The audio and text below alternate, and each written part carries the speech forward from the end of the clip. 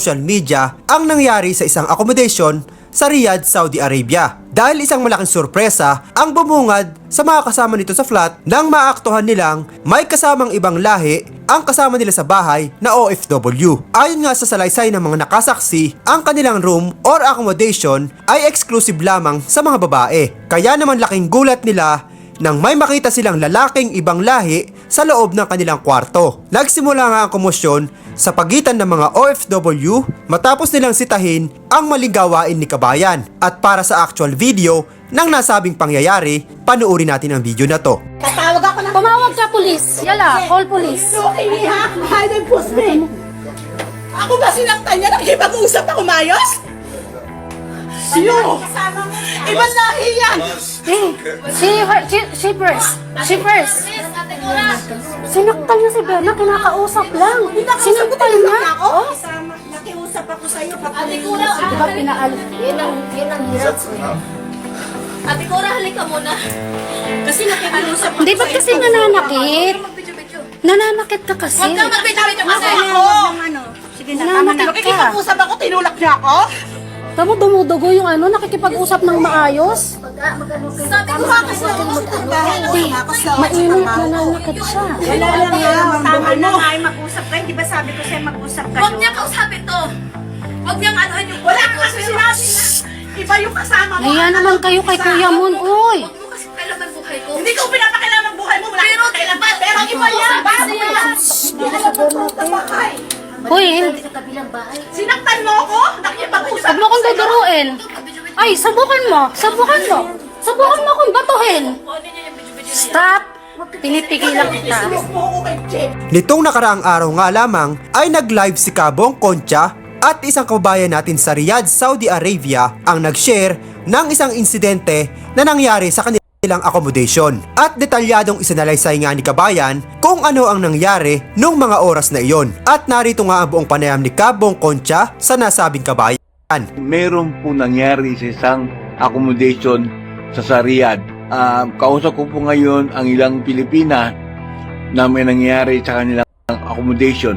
Meron pong ilang mga OFW nakatira sa isang tatawag nilang accommodation na natsempuan o pag-uwi nila sa kanila accommodation, tsempuan nila yung kasama nilang babae.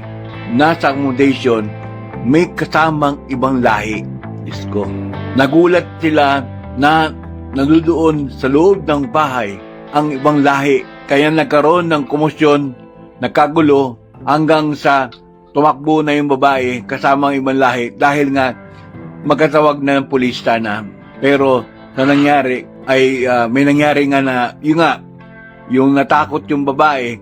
Pero bago nangyari yon, gumawa ng eksena yung babae at sinaktan yung iba doon nung sandali na yon. Alam mo po sa kabayan natin, ate, magandang umaga po sa inyo dyan. Anong oras na ganyan dyan sa Saudi? Dito po sa Saudi, ano po siya, sir, mga 12:30 po ng madaling araw, sir. Nasaan kayo galing nun? Galing po kaming duty po, sir. No, nagkasundo po kami ng mga kasamahan ko na mag-day off. Okay. Ngayon po, without knowing po na pagpasok po namin sa bahay, kasi may kanya-kanya po kaming susi, naabutan po na isang kasama po namin na pinapatay po yung naka-dim light po. Okay. Ay, naka-dim light. Madilim lang. Opo. Ngayon po, sir, kinausap siya nung kaibigan namin na mahinahon. Alam mo naman na bawal na walang may ibang lahi. Bakit ganyan? Nag-hysterical na po siya, sir. Wala kang pakialam. Sabi niya, wala sa buhay ko, kaligayahan ko to. Sabi niya, sir, oo, kami pakialam sa kaligayahan mo, pero ibang lahi yan, bawal ka magdala dito dahil puro tayo babae. Tama. Yan po. Ngayon po, nung pumunta po ako sa kwarto ng kaibigan ko para pagsabihan sila na wag maingay kasi may mga kapitbahay din na may mga kapitbahay kami na na pagod din sa trabaho. Binuksan ko po yung ilaw, sir. Na-shock ako na nandun yung may lalaki po pala. Totoo po pala yung sabi sa siya ng lalaki. Okay. Ngayon po, minira niya po yung kaibigan. Wala naman pong kaalam-alam na pinagsasabihan lang siya. Nagpampuno po sila. duguan po yung kaibigan ko. Tapos po, po ako, sir, kinuha ko yung cellphone para mabidyohan. Binuksan ko yung ilaw para mabidyohan ko si lalaki, sir, para may ebidence. Ang lalaki, nakita ko sa video, malaking lalaki yun ah. Sir, sir, kung matri po, kung di po ako nagkakamali, yung tao na yun. Oo. Tapos po, nakita niyo naman po yung sinend kong video sa inyo. Oo. Oo. Grabe siya, kabastos. Kita mo nga eh. OFW. Ngayon po, sir, fake ikama, fake papers, domestic helper pero nagpapanggap po siyang nurse. Nako. Ngayon po, nung tumawag ng polis yung kasamahan po namin, kasi nga po sa safety din po namin, kaya nga po ibang lahi, puro kami babae. Ang nangyari po, sir, awa na yung babae, yung kasama namin na wag daw, mag-usap daw. Sabi namin, kung kinausap mo kami na maayos at pinaalis mo yung lalaki, walang gulo, hindi na nakit ka eh. Tama. Bastos ka. Wala kang respeto sa OFW. Yung mga matitinong OFW nadadamay dahil sa gagagawan mo. Sabi kong ganon. Pailam sa kaligayahan mo, buhay mo yan. Pero wag nadadamay kami sa ganyan kung magkahulihan eh. Tama. Sabi ko, bago ka tumutong dito sa Saudi Arabia, alam mo yung policy at patakaran na mahigpit yan. Hindi kayo kasal. Unang-una, ibang lahi pa yan. Ngayon po, nagmamakaawa siya. Inaawat po siya nung kaibigan ko para mahuli na nga sila. Hihintay na lang namin yung pulis eh. Ayun, nagpangbunot naman sila sa labas. Sabi nung kaibigan ko, di baling mahuli tayo dito sa kalsada. Sabi ko, sige, hayaan mong mahuli yan. Kahit mahuli tayo nag-aaway siya, sasabihin ko sa pulis na ipa-medical. Dahil meron yan akong naka-something na lalaki na 1 week na. Grabe po sir, ang yan. Sobrang kapal ng mukha niya. Laris, Ladrid Jumok ang pangalan niya sir, taga-Agusan del Sur. Nasaan na ngayon babae ngayon? Ay nagtatakbo sir, kasi parating na yung pulis eh. Hindi yung mga gamit niya, yung mga damit niya naiwan. May mga gamit siyang naiwan dito. Tapos sabi po nung i-report namin bukas sa police station para po, hindi na siya kasi may susi po siya. So papalitan po namin lahat ng sinang kwarto tsaka dito, main gate. Sir, sa dami niya pong lalaki, sabi niya may mga Saudi daw siyang nasa likuran niya para tulungan siya. Ang sabi naman namin, kung magkaulihan, sa Pilipinas ang uwi natin, pero ikaw, may ebidensya kami. Saan ka pupulutin? Sabi ko gano'n. Kasi kami, wala kaming ginawang tama. Ikaw ang nagdala ng lalaki dito. At nananakot at nanakit. Sobra po, sir, ang kahihiyan. Grabe. Mismong kapwa mo Pinay ang gagawa ng kapahamakan. Naniwala ka, sinabi ko na maraming na mapapahamak, ano? Sobra, sir. Kaya nga po sabi ko, may intindihan ko pa yung mga nag-TNT na napagmalupitan. Pero yung nag-TNT para sa lalaki, sir. Yan ang parang grabe naman. Nakakahiya. Nagugulat lang ko sa mga imagine mo, umuwi kayo, nagulat kayo, may tao na may lalaki sa accommodation nyo. Nagawa niya yun? Opo, sobra. Nung narinig ng lalaki, tatawag kami ng polis, para po siyang natatakot na na po. Siyempre po ibang usapan na yun eh. Hindi sila legal. Pero yung babae, sir, tingnan niyo ang sabi niya, wala kang pakailan. O di ba po? Grabe, ang kapal ng mukha yung taga-Agusan na yan. Kumusta kayo niya? Okay naman kayo yan? Okay naman po, sir. Ito, hindi pa kami makatulog kasi sobrang pagod sa duty, tapos nagka-pisikalan ako. Ako nga nagbe-video eh. Sinabihan pa niya akong pok-pok, tapos nawala naman kami kalam-alam. Siya nga po ang naaaktuhan namin na may ibang lahi na nagkapatungan sila, sir. Grabe. Sobra, sir. Kasi grabe po yung pananakot niya. Kami pa po ang tinakot niya, sir. Siya ang may hawak na mga fake. Lahat. Nakakanginig sa galit kasi marami na nagsasabi na nagpapaakyat siya na ibang lahi. Pero hindi namin nagsichepan dahil pare-pares kami may trabaho eh.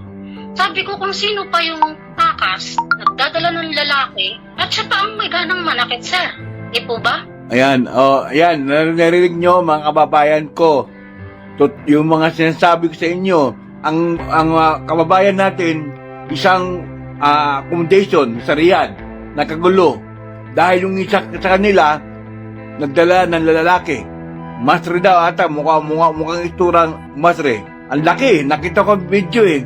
Malaking tao yung Arabo. Arabo yun, hindi ko alam. Pero ang laki, ang takad. Tapos yung... Pangalawa na po daw po yan. babae, sus ko. Maliit yung babae, tapos yung Arabo, ewan ko ang Arabo yun, ay malaki. Nakita nila sa accommodation yung lalaki. Magkapatong talaga. Nakapatong? Diyos ko. Ngayon lang nangyari sa kanila, eksaktong pag-uwi nila, nakita nila doon mismo sa kwarto yung lalaki at nahubad nga nila, nag-ano sila. Nakasampay pa nga po sir yung bra. Okay na po na nagtakas ang isang OFW dahil sa pangmamaltrato. Pero yung magtakas ka para lang sa kaligayahan at pumatol sa ibang lahi sir, sobrang nakakahiya po. Saan po sa Riyadh, ate? Sir po, Al Nasser Road po. Al-Nasser? Ay, Asisiya? Opo. Langya talaga. Ngayon, anong dala ng babae nung umalis siya, nung kusot lang niya? Yung suot lang po niya, tas yung nasira niyang damit, tas yung pag namaliit, yun lang po dala niya. Cellphone niya, ano doon? Opo. Tapos po talagang hindi niya expect na may darating po kami kasi ang parang basura yung bahay, as in sir. Nagkalat yung mga tissue kung anong ginawa nila, yung mga gamit po nila, mga damit nila sir. Sobra ang baho ng bahay. Ay, nako naman, marami tayong mga kababayan na mga gumagawa ng mga kalokohan sa Saudi, katulad sa ibang bansa. Tapos, yung babae pa ngayon ang may galit din sa inyo. Opo sir. Tapos nalaman po namin na fake po pala. Sabi niya, mayabang siya, nurse daw po siya. AOF domestic helper lang po pala. Grabe sir. Tapos nag-run away siya sa dati niyang pinapasukan. Sinin na po yung mga details. Kaya nga, nakita ko lahat. Opo, hindi po kung may hawak lang pong cellphone yung isang kasama ko nung pagpasok ng kwarto, kuhang-kuha niya po eh. Kaso, nagpambuno na sila. Ako na lang po yung kumuha ng cellphone. Binuksan ko po yung ilaw. Lahat kami nagulat na, alam namin, siya lang ang tao. Sabihin na natin, walang tao. Pero dalawa sila sa grabe. Anong binuksan niyo yung ilaw, hindi nyo kalain na may lalaki sa loob. Opo, sir, hindi namin akalain. Kasi nga po, unang-una, sir, nakakatakot eh. Ibang lahi po eh. Tapos puro po kami babae. Grabe po yung salita niya. May boyfriend bang may papel? Grabe, sir, ang kapal ng mukha ng OFW na yan. Nasa na yung babae nasaktan? Andito po. Katabi ko, sir. Pwede ko makausap? Ate, kumusta na po kayo? Nanginginig pa ako. Anong po bang ginawa sa inyo yung babae? Kinakausap, pagbukas ko nga, hindi ko alam na may lalaki siya. Okay. Tapos pag kinakausap ko siya, tapos biglang niya akong sinaktan, tinulak niya ako.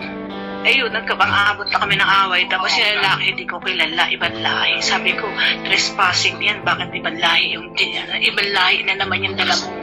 Ibang lahi na naman ang dala mo. Sabi ko sa kanya, not allowed yan. Sabi ko sa kanya. Sabi niya, huwag ko daw pakialaman ng buhay niya. Hindi ko naman pinapakialaman ng buhay niya. Kaligayahan niya daw yan. Yan na lang daw yung kaligayahan niya, pakialaman ko. Hindi ko pinapakialaman yung buhay mo. Ayaw ko lang na ibang lahi yung tutungtong dito sa bahay na to. Kasi puro kami babae dito, sir. Tama. Kasal ba kayo? Asa na marriage contract niyo? Sabi ko gano'n. Nagulat kasi siya na dumating ako eh. Sir, medyo parang nanginginig po yung kasama ko. Sabi, uminom pa muna ng tubig doon. Sige na. Nanginginig. Baka maano ka dyan. Opo, sir, grabe. Kasi tinulak din po siya ng lalaki, sir eh. Opo. Buti lalaki, hindi nanapak. Hindi, tumakbo na po din ako eh. Kaya kumuha ko ng cellphone, talagang amatic binidyo ko na, sir. Oo nga eh. Nakita ko lahat eh, yung pagwawalan ng babae. Opo, bukod pa yun. Di ba po, ang tapang po niya dyan sa first page, second page niya yan. Nung narinig niya tumawag ng naglulumuhod po siya, nakikiusap. Sabi namin, hindi. Kasi kinakausap ka ng maayos, hindi ka nakipag-usap, nanakit ka, matapang ka, sige. May mga kababayan po pala talaga na kaya kang ipahamak dahil sa kaligayahan niya. Kaya kasi bigla ko po kayong naisip na message na para aware po na tama po lahat ang payo nyo sa mga OFW na may mga pasaway na nadadamay ang matitino. Tamang-tama po kayo, sir. Grabe. Kaya salot po ako lagi. Nanonood po ako sa inyo po para may aral po. Hindi po namin akalain. Nangyari po, sa side po namin yun, sir. Grabe.